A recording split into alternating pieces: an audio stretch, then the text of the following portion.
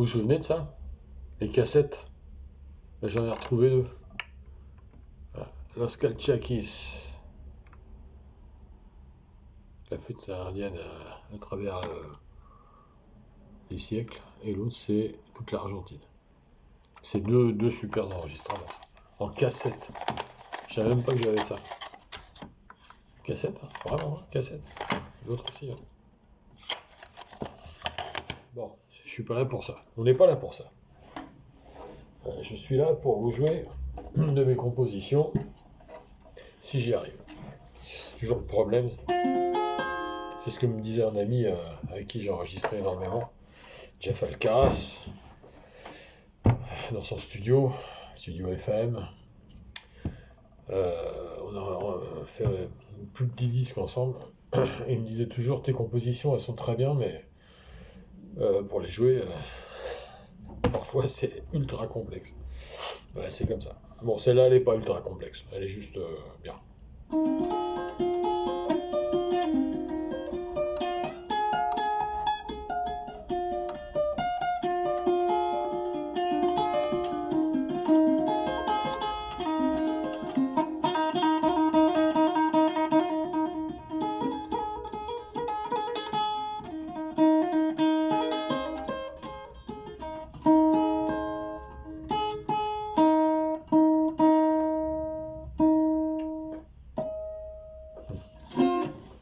Voilà, on va essayer de faire ça.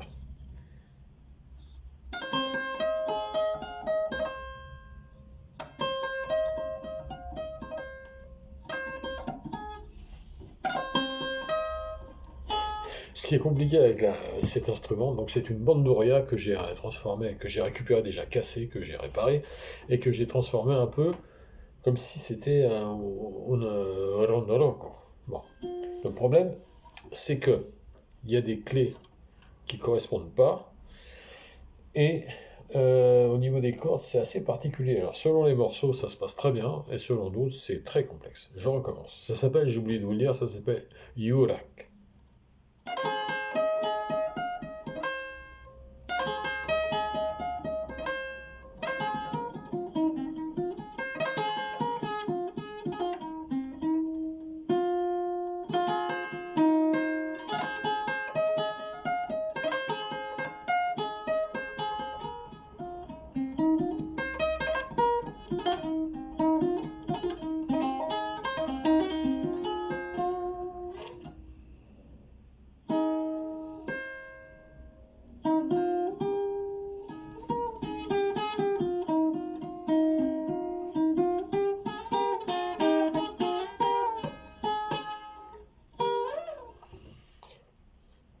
Bon, ça s'appelle un bêtisier.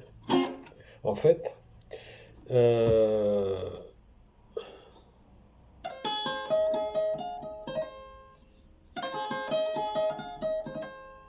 ah voilà, ça y est, je sais pourquoi.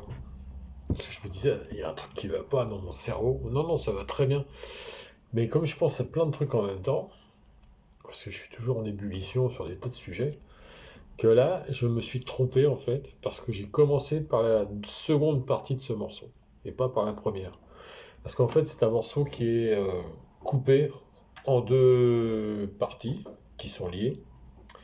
Alors, par un autre... En fait, bref, je vous explique. Il y a une partie en 4-4 et une partie en 6-8. Et là, j'ai commencé par la partie en 6-8, alors que non, c'est pas ça. Donc, mon cerveau a fait des nœuds. Voilà. Et le début, c'est un Waino.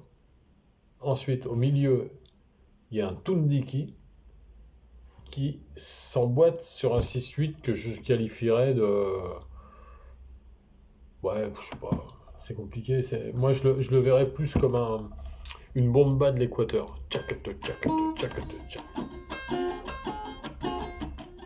Plus qu'un bailecito ou autre chose. Voilà. Donc, je me suis fait un nœud. Alors, eh ben, on va laisser ça comme ça. D'habitude, ce genre de vidéo, je les laisse pas forcément, mais là, je vais la laisser parce que c'est toujours sympa un bêtisier, je trouve. J'ai eu mon ami Nolwenn Chaillot l'autre jour qui nous a montré ça. Elle a fait une sorte de bêtisier d'un enregistrement qu'elle a fait pour un casting important. Et C'est très drôle, je trouve. On en a fait aussi avec mon ami Nicolas Bono. Ça nous est arrivé, j'en ai fait aussi moi-même, mais là, ça faisait longtemps que je l'avais pas fait. Et là, je l'ai pas fait exprès, hein, le bêtisier. Parce que je pensais le jouer nickel du premier coup. Parce que je l'ai joué hier, c'était très bien. Mais là, c'est très moche. Bon, alors, l'autre consolation, je suis en train de terminer ce dessin qui, je l'espère, sera sympathique.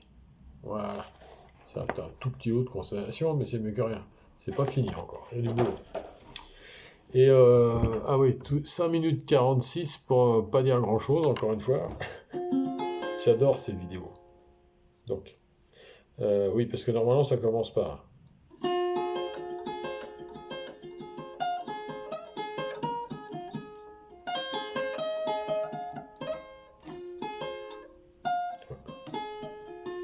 Enfin bref. Bon, vous savez ce que je vais faire?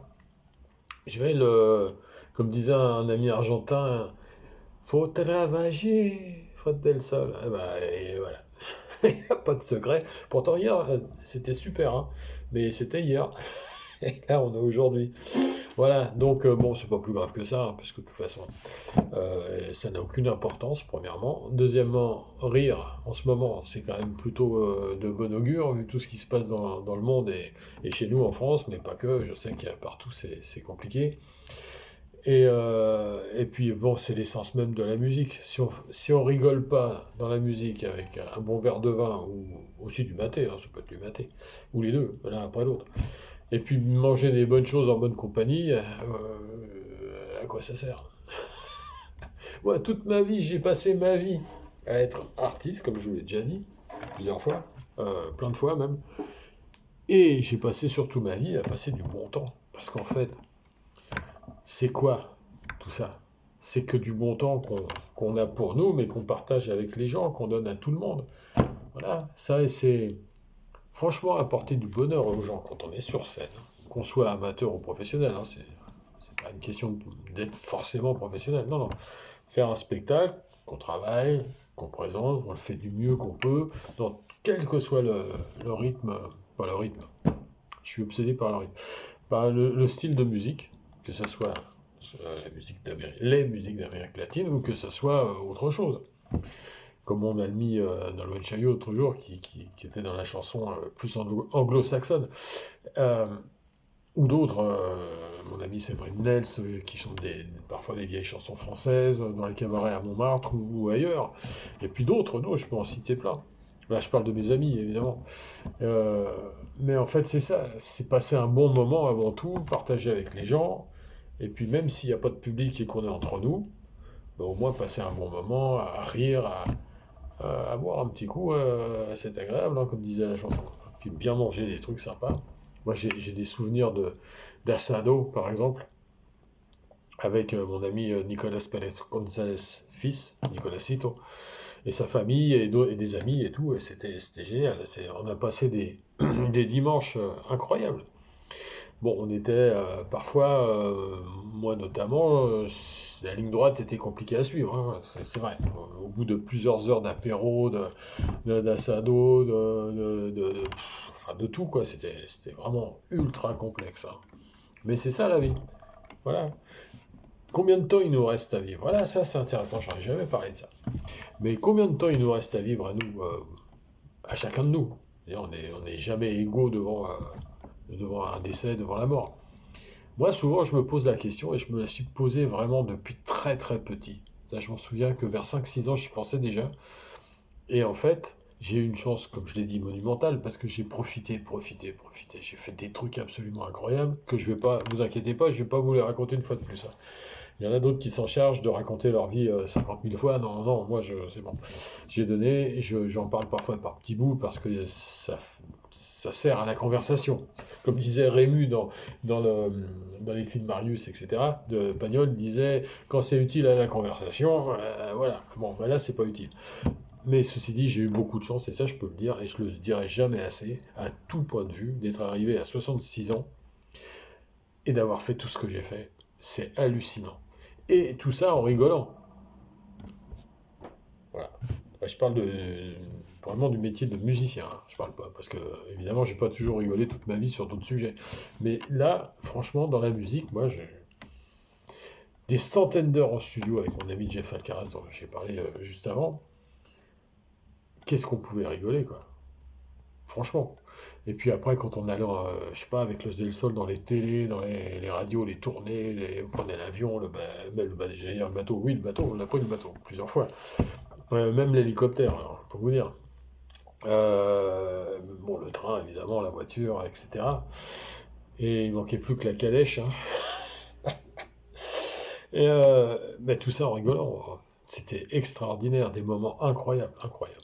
Donc voilà, tout ça pour justifier cette vidéo qui sert quand même à quelque chose, à dire que la musique, ou moi j'irais plus loin que ça, l'art en général, c'est fait pour être gai, rigoler, rire, dans mon langage à moi, se marrer, et pas faire de la musique. Non, ça c'est, je laisse ça au conservatoire.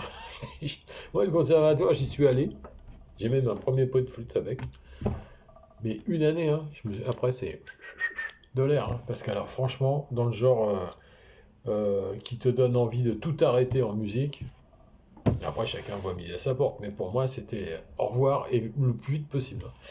Voilà, bon, je crois que tout le monde a eu sa dose. Ouais, je vous laisse et puis j'essaierai de le jouer correctement ce morceau qui s'appelle You Like. C'est bien You Like.